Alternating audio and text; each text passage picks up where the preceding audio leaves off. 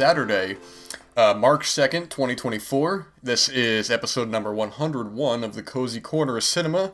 It is 12:11 p.m. and there is, it looks to be a fog outside. I was looking outside previously and I thought someone was like barbecuing or something, man. You know when you barbecue and it's got that, all the smoke in the air, clear smoke, but I think it's just a fog out there.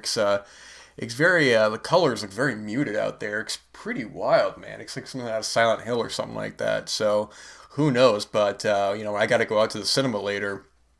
So I guess I'll be driving right through it, man. It's just so great. You ever just wake up, in the morning, if you, depending on what time you have to wake up for work, I have to wake up fairly early. So, sometimes in the morning, there'll be like a nice kind of cool atmospheric fog. It's like driving into the unknown. You got to be careful though. You got to put your lights on and make sure you're not, driving like a maniac, or else, you're going to be paying the consequences.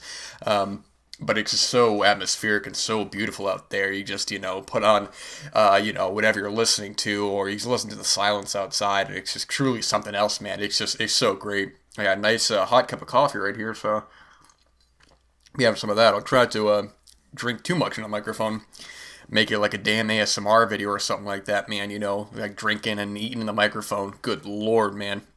I remember I watched one of those once where the dude was like eating, grip, didn't mean to do that. Dude was like eating in the microphone. Oh my gosh, man, it was like bugs in my ear, man. I thought I had to get out of there, man. I was out of there. It was wild, man. But yeah, I hope you guys are having a really, really solid week, or a productive week, I should say.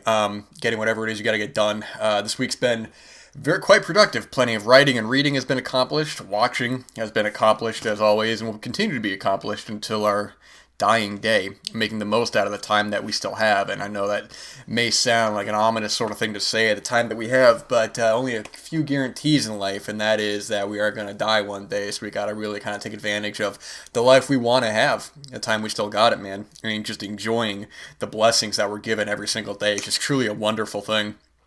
I was leaving the cinema last night, and I was going out. I was running a little bit behind, so I had to park at a different spot that I don't normally park at across the street. So I was coming out of the cinema, and it was nighttime. People were out. I was just walking down. There was a nice kind of chill in the air, just walking by the restaurant storefronts, people in restaurants enjoying in conversation with one another, people walking on the street, the sounds of the cars and all that. It's just, it's just so great, man. It's just so beautiful to be walking down there at night, taking in everything, taking the cars and traffic, and the storefronts, people serving beverages and food to one another, people enjoying conversation, enjoying their time. It's just so magical, man. It's just these beautiful kind of blessings that we take for granted every single day, but if you really kind of stop and look at it, it's truly something magnificent.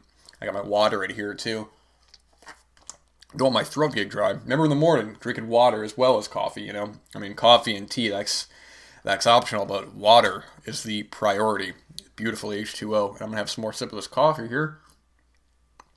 And, so I went to, so I finished up the 2024, or 23, I should say, Oscar-nominated short films. They had the live-action, animated, and documentary as well. I saw the documentary ones last night, and overall, I would say it's kind of a mixed, at least I think it's a fairly mixed bag this year, man. I think what I'd mentioned before is that I'm a bigger fan of the Manhattan shorts that come around once a year.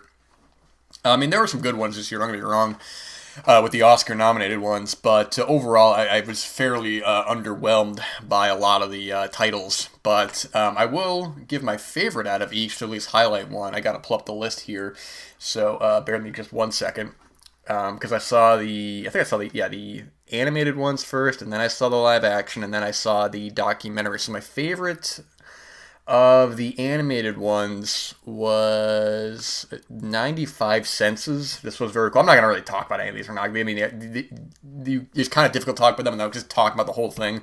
A great thing about seeing these is the discovery, the unfolding of whatever kind of story is going to tell.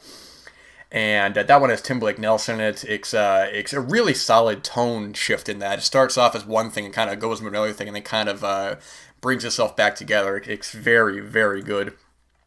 For the live action ones, I would say Night of Fortune is the strongest out of these. don't think the comedy totally works. It might be a cultural thing, but this one is also good as well, dealing with a serious topic, but doing it in a comedic way, while never what's what I'm looking for? Never gosh, I'm blanking on the word I want to use. I'm not going to sit here and try to think of it, but never under diminishing the seriousness at play. You know, if you know what I mean, whatever. And then for the documentary ones, it's pretty clear. I would say The Last Repair Shop I thought was undeniably the strongest of the five of this year. I would say the documentaries are probably the weakest this year, and I don't want to dog on them because you watch all of them. There's hard work being put into it. They're all telling different stories, and that's great and all, but of the five, I think The Last Repair Shop was the only one that I actually really kind of got something out of. It's the longest of them. It's the last one. It's about 40 minutes, and it's a really solid look into the lives of these four people working at this. They have their own specialty in this repair shop in Los Angeles, restoring broken student instruments and stuff. And they talk to a couple of the students and what the instruments mean to them and stuff. It was a very heartfelt one.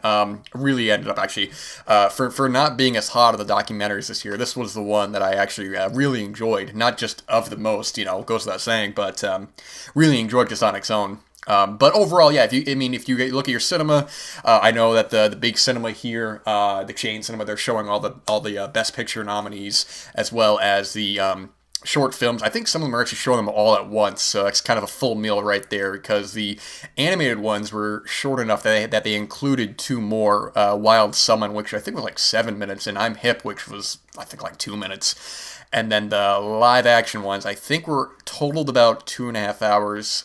And the documentaries did as well. But I mean, the thing is that when you're watching these shorts, it doesn't even feel like 2.5 hours. When I got to the end of the last one, and I'm thinking back, I was like, oh yeah, I guess I've been sitting here for 2.5 hours. I mean, some drag more than others, and some are longer than others, of course. But you never really get that sense. It's like when you watch an anthology film, or you watch or like a compilation of stories, it's that same sort of deal. If you're engaged enough, you're not going to feel it, because you're going through so many different stories and all the such. So yeah, keep an eye out on those. Keep an eye out on the nominations, because I think it's next Sunday, the 10th, that the Academy Awards are.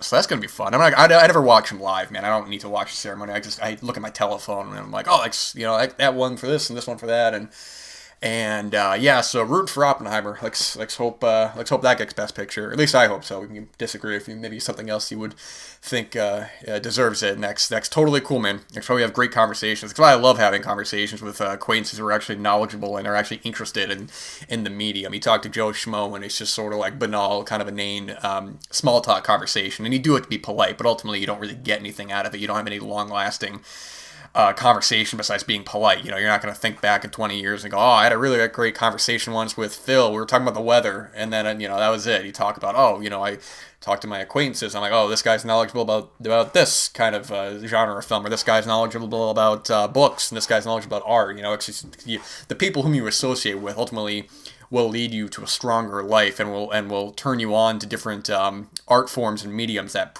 perhaps you may not have been accustomed with previously. Me not silencing my telephone again. I don't know if that actually comes through the microphone, but I notice it, and then I lose my train of thought. But speaking of losing my train of thought, let's move on. I'm going to talk about a film that I normally wouldn't talk about on a show like this. It's a Hollywood film. It's a spectacle film.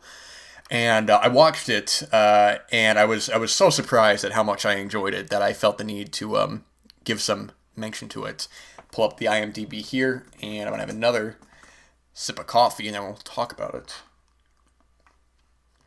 It's great having everything at the tip of your fingers, man. I got all this information right here. We're going to talk about such a surprise. Eli Roth's new film, Thanksgiving.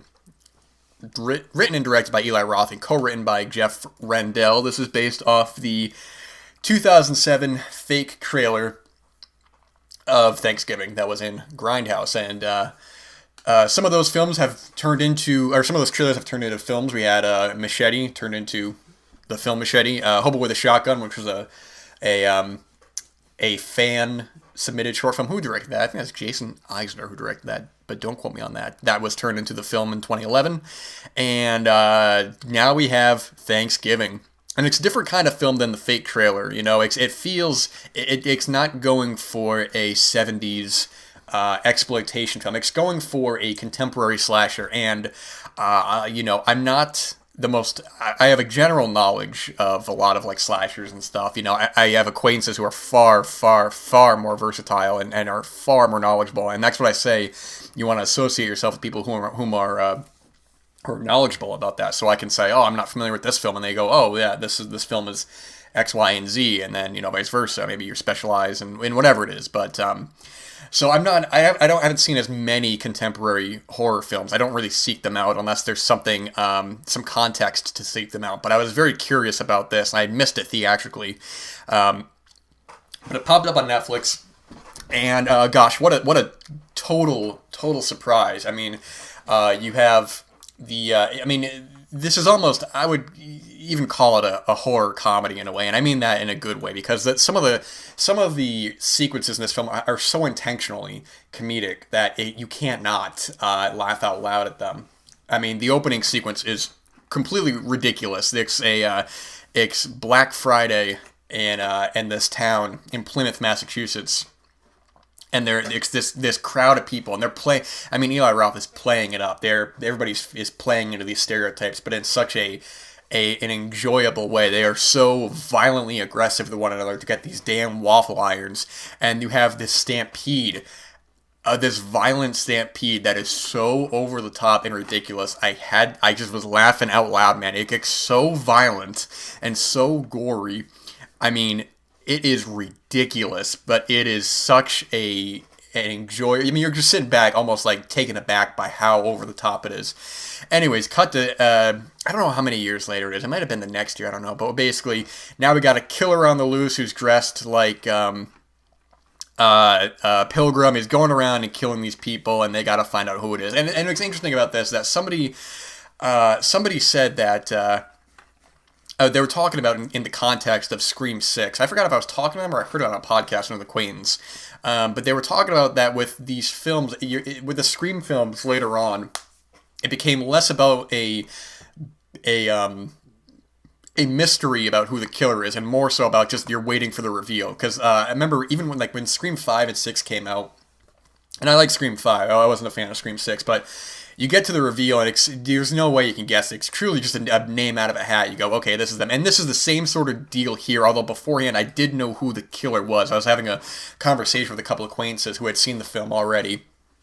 Or actually, I think one of them had seen it. I actually don't remember. And they said who the killer was. And for a film like this, I'm not worried about spoilers. You know, if it's like a noir, that's one thing. Or if it's a film, like, you know, you gotta guess. But this film, I mean, even knowing the killer in advance, it's sort of like there's not really a lot of clues to guess who it is. It's sort of like, all right, it's them. Because the acquaintance was talking about their issue with the specifics of some of it. But I didn't have a problem with it, because the thing is that the film is so enjoyable, and it's a film that it's so gory and violent, but in such a fun way. There's ways you can portray violence on screen that can come off as horrific or I don't want to even say enjoyable, because that sounds sadistic, but in a film, I mean, you watch a slasher film for the kills, man, because if you get you get a slasher film with bad kills, man, it doesn't matter, you know, you're gonna need to have a really good story, and more times than not, you know, if you're watching these films not for the story, but for the kills and for the nudity. And I actually don't remember if there was nudity in this. I think there was, because I'm trying to remember the trampoline scene that was in the trailer that had nudity, but I don't remember if she actually got nude. But either way, even a sequence like that is not trying to recreate the fake trailer, because that trampoline sequence in the fake trailer in Grindhouse is gnarly. And then in the film, they do something different with it, which is also gnarly. And it's just like, wow, man, I was taken aback. And you know, Eli Roth, he's an interesting filmmaker, because he's a filmmaker much in the same way. I feel about him kind of the same way I feel about Rob Zombie, where their films don't really click for me, but you see the enthusiasm, you see that these guys are truly fans, that it almost kind of overshadows the quality of their films. You know, with Eli Roth, I like Hostel and Hostel Part 2. You know, the Death Wish remake was okay. But some of his stuff like Knock Knock and The Green Inferno just doesn't click for me, and Rob Zombie even less. I think the only film of his I like is The Devil's Rejects, and I haven't seen all of his films, so I can't say for sure. But you hear these guys in interviews; these guys are fans, and it's sort of like, all right, maybe the films aren't totally for me, but I'm far more interested in somebody who's enthusiastic about making a film. You watch this film and you know that Eli Roth really wanted to make this film. It's not just a gun for hire because, I mean, the Grindhouse was back in 2007. So he could have just moved on and did other things, but the fact that he made a conscious effort to come back and do this film, and in my opinion, completely knock it out of the park. I mean, for a contemporary Hollywood horror film, I would have loved to have seen this in theaters, man. Unfortunately, I just wasn't able to, but this is the kind of film that some films you want to watch with people, others you don't. And this is a film that I would recommend watching with people. If you get get some cold beverages and you get some food and you just sit back and watch this. And it's brisk, man. I mean, it's about an hour 46, but it goes by at such a great pace. Like I said, the kills in this are so violent and they're so ugly, but it's just so much fun to watch, man. I think perhaps because I'm not as up to date on contemporary horror that a film like this stands out to me more. And there's contemporary horror films that I do, like a lot. I've sung the praises of Skinamarink. I've heard somebody say Skinamarink. I have no idea what it's actually called, but whatever it is. And Birth, Rebirth, I thought was a really excellent film. Ennis Men, I thought was fantastic. I've talked about Skinamarink or whatever, and Ennis Men on the show before, because I don't really talk about a whole lot of contemporary horror, because I'm not as knowledgeable and I'm not as interested, but this film totally knocked it out of the park for me. I had such a blast with this film, and it's such a surprise. I figured I probably would have liked it enough because I was already hearing good things about it, but for how much I enjoyed it. And also, there's one sequence in particular I laughed so hard at, and I'm watching this film by myself, man. If you see it with an audience, you're gonna probably feed off the energy of one another. Me, I'm watching this by myself, so it's just me. But sipping this coffee here. There's one sequence involving a cat that caught me so off guard. The way that it's edited and the way that the music plays in, I don't even want to give it away. I laughed so hard at what they chose to do that I almost had to pause the film. And I know that if I saw this in the theater, I can only imagine the response it got from an audience, man. It's crazy to say, man, but I think I kind of love this film. I can't sing the praises of this film enough. And believe you me, I am as shocked. Because on this show, I don't talk about a lot of... I know I keep saying that. I don't talk about a lot of contemporary Hollywood films because they just don't interest me. This one totally did it for me. I had such a good time with this, and would recommend this to... I'm sure horror fans have already seen it. I don't know how well this did financially, but when this was over, I thought I would love a sequel to this. I'd love to see, more. Or not. Or if this is just a one-off, then I think this is just one of my favorite horror films of recent memory. I'm going to sip this beverage here. So yeah, Thanksgiving. I watched this on Netflix. I really, really, really enjoyed it. Also on Netflix. Excuse Louise, man. Gonna need some more coffee. Also on Netflix is, I thought I'll talk about briefly. I'm not going to talk about too much. A film that it's been getting divisive reactions, but one that I was really on board with. New film from Johan Renck, who is primarily a TV director. He's done many shows like Chernobyl and The Walking Dead and Breaking Bad. And this was also written by Yaroslav Kalfar and Colby Day. I don't know if I'm familiar with these two. Okay, this is actually based off the book written by Yaroslav Kalfar with a screenplay adapted by Colby Day, who previously wrote some short films. And this is his feature film, directed... Okay, this is feature film that he wrote. Anyways, Spaceman, starring Adam Sandler. And it was interesting, because I was hearing some mixed things about this, and an acquaintance of mine was fortunate enough to see this theatrically, and he was just totally not on board with it. He really was down on this film. So, and I was hearing some mixed things, and I try not to let that influence my opinion, but ultimately it breaks through, and I go, okay, I'm going to watch this film with open eyes, and maybe I'll like it, maybe I won't. And man, I really enjoyed this film. It's got a good cast. You have Adam Sandler, Carey Mulligan, Paul Dano, Kunal Nayyar, Isabella Rossellini. I feel less. I mean, I didn't know anything about this film going into it. All I knew was that Adam Sandler's on a spaceship, and it's almost kind of better if you don't know anything about it, because this takes a turn about 20 minutes in that I and didn't initially know how to feel about it. I thought, it's a strange choice to go with a narrative like this. But in the long run, I was actually kind of surprised how emotionally invested I got in this relationship. The filming of this as well, it's a very quiet film. It's a very moody film, very heavy on atmosphere, about isolation, about regret, about loss. Carey Mulligan, it cuts back on Earth with Carey Mulligan's character and the relationship that she had with Adam Sandler, his character Jacob. And this gets I'm laughing at this because I'm imagining you see this has popped up on Netflix and it's a new Adam Sandler film. I'm gonna watch this not knowing that it's a pretty melancholic drama. It's gonna be slow for a lot of people. This is a film that really does take its time, and I mean I was never bored with it, but an acquaintance of mine said he was. So this is a very, like I said, a very moody film. A film that same with Thanksgiving, you want to watch with an audience. This one you want to watch by yourself. You don't want to be sitting next to Joe Schmoes who's eating popcorn and sucking down pizza, man. The cinema's got pizza now, and I'm like, good God, man. I'm trying to watch freaking Schindler's List. I got the guy next to me who's chomping down on pepperoni. I'm like, holy moly, man. That's the last thing I want. I don't even get popcorn at the cinema. I get coffee, and I mean, it's wild as hell, man. It's just like some of the foods they're getting. I mean, I know they got like the Alamo Drafthouse cinemas and stuff, and they got like a whole menu, and that's just wild, man. I'm there for the film. I ain't there for the damn entree, But I mean, to each their own, I suppose. I just don't want to hear it, I mean, but it's what it is. It's whatever. I'm just laughing at that, imagining, watching this film in the cinema and you got the guy next to you eating mozzarella sticks, man. It's wild as hell, but I thought this was a really quality film. I liked it quite a bit. Less you know about it, I think the stronger. The third act especially, I thought was actually very emotional, and I really liked the ending of this. Yeah, man, just really solid film. I don't know, I really like this one. And, I didn't want to talk all about contemporary films, but those two are kind of popping up as of the recent memory. But I guess another one, if I want to talk about, for the sake of this episode, talk about one more Netflix film, another contemporary Netflix film with coffee.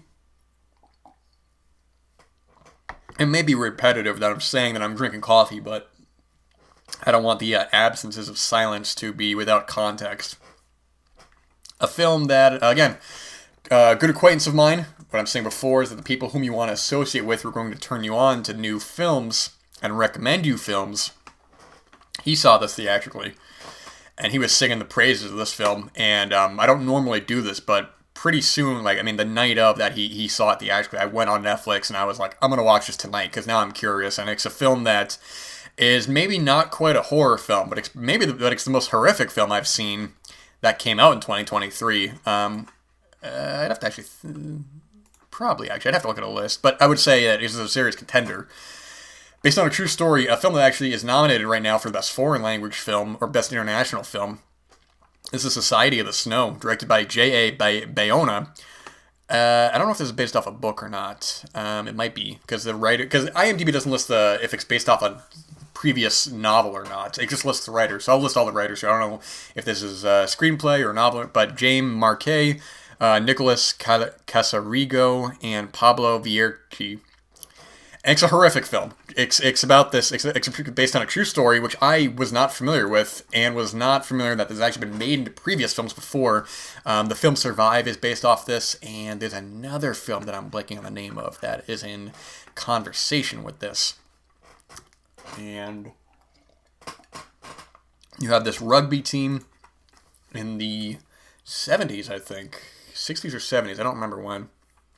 They crash in this isolated mountain. This the side of a mountain, and there's nothing anywhere, man. That they are truly in the middle of nowhere, and they have to survive out there in the freezing temperature. They're putting together what food they have, what resources they have, how long can they go, and it's a true story I still won't give away the ending, but knowing the ending or knowing the outcome of this, you're still watching this, and everything is against these guys. I think what the film does stronger than any individual kind of character development, because there are so many people in this film, so many characters, so many people in the real situation, that I do what I wouldn't call a criticism, but what I was able to look past was what it makes up for in lack of individual character development to an extent. I mean, you get to know about these people, but it's about the situation. It's kind of like Dunkirk in a way, where you're less concerned about the characters in that film, more about getting out of this situation, this group collective effort. I remember hearing that criticism about Dunkirk that I just never agreed with, because it's not about the individual characters. It's about, in that situation, it's a film about different kinds of people coming together for one collective goal. You're following different storylines at the same time, but you're also following different characters in each storyline, and the way that they eventually merge. And that film, it's so brilliantly done. I still think that Dunkirk is Nolan's strongest film to date, and it just gets better every time I watch it. I truly can say that's one of the strongest war films I've ever seen. And shit, man, Oppenheimer just came out next right up there, man. I think Oppenheimer is it's something else, man. It's a brilliant film, but I've sung the praises of that enough, and the box office has certainly showed for that as well. But Society of the Snow, it's a horrific film. I'm not normally the kind of guy who likes these survival films. These aren't the films I'm attracted to. I find them very anxiety-inducing, which is the intention. But I also just find them oftentimes, more than not, to be just a little too repetitive. I've seen so many of these films that unless it's a really good, something really engaging with it. And I'm talking about a film like this where you're isolated and you're trapped. A film like Southern Comfort by Walter Hill is such an incredible film. But they are isolated, but it's more about having to fight against these people for your life who are coming to kill you. And I find that so terrifying, and I find that far more engaging. But with this story, it's like watching Titanic. You know they're going to hit the iceberg, but you're watching the film thinking, I'm on the edge of my seat with the outcome here. This is a different kind of film than Titanic. I'm saying that, you watch a film like, like Zodiac or something, that they don't catch the killer, they don't catch the Zodiac killer, but because you're so engaged in the film, there is that possibility of maybe they are going to get him. And this is that same kind of feeling. The ending of this right from the beginning of the film, but you're thinking that maybe this is going to turn out differently. This was just so engaging, man. I think that, I was having a conversation with an acquaintance, and I'm like, man, why am I not hearing anyone talk about this film? I saw some acquaintances log it on Letterboxd, and I was like, oh, that's cool, I'm going to check that out. But for how strong of a film this was, and how strongly I reacted to this film, I was just like, this should be, the nominations or whatever, it's all subjective, but I'm like, if I was on the board, man, this would be like one of the 10 Best Picture nominees. I think this is such a engaging and horrifying, but ultimately hopeful, and the triumph of the human will, willing to do whatever it takes, and going through truly hell to not give up. It's a horrific film, but it's a hopeful film, and it's a shame that unless a Criterion or whoever picks up this film or whatever, it's going to get lost to streaming. I'm saying with Spaceman, I would love to buy Blu-rays of both these films, or I'm still waiting on a Blu of The Other Side of the Wind that hasn't come out yet, and it's sort of like,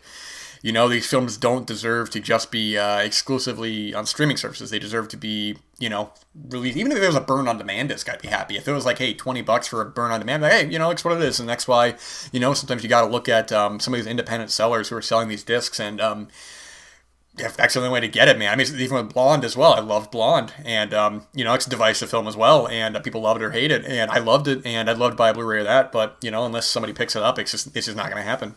But so I didn't mean for it to go this way with some contemporary films, but that's it. So Thanksgiving, Spaceman, and Society of the Snow, 3 different kinds of films, but all worthy of their time, all available on Netflix, and I say, hey, go for it, man. Take a risk. Oh man, look at that! Just about the end of my coffee, and I'm going to be leaving in a little bit to go to the cinema. So by the time you hear this, I'll be back from the cinema. So hey, thank you guys so much for listening again. It's a beautiful day out there. It's just those everyday blessings, man. Do not take them for granted. Life is just so beautiful. It's just so great. Every day is just a new opportunity, and God bless you, man. It's what a great life. All right, thank you guys. Take care. Goodbye.